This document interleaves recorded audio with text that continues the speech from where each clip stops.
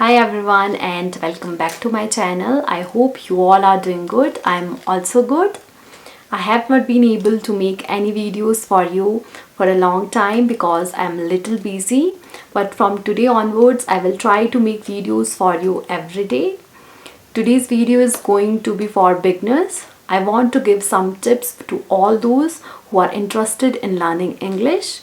So without wasting much time, let's dive into the video. Speaking English fluently in everyday life is a game changer. It can open up the world of opportunities both socially and professionally. When you can express yourself confidently and clearly, you are more likely to make meaningful connections, land your dream job, and even travel the world with ease. Do you know why so many of us struggle to speak English with fluency? One of the biggest challenges beginners face is the fear of making mistakes. We are terrified of sounding silly or worse, or even being judged by others. This fear holds us back from practicing, and as a result, we never improve. Another common obstacle is a lack of practice. We might attend English classes, but we rarely get the chance to speak with native speakers or engage in conversations that feel natural and spontaneous. Then there is the issue of grammar and vocabulary. I upload shorts related to vocabulary almost every day on my channel. Please go and see them. If you are learning something from my videos, then please go and subscribe to my channel and share my videos as much as possible. Now coming back to the point, we might know the rules, but applying them in a real life conversations can be daunting. We often rely too heavily on our textbooks and language apps without actually putting what we have learned into practice.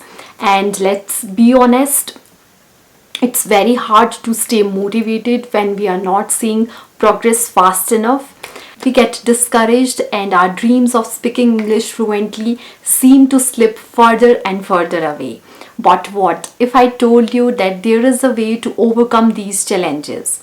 It starts with making small changes to our daily routine. Here is the thing, practicing English doesn't have to be boring or tedious.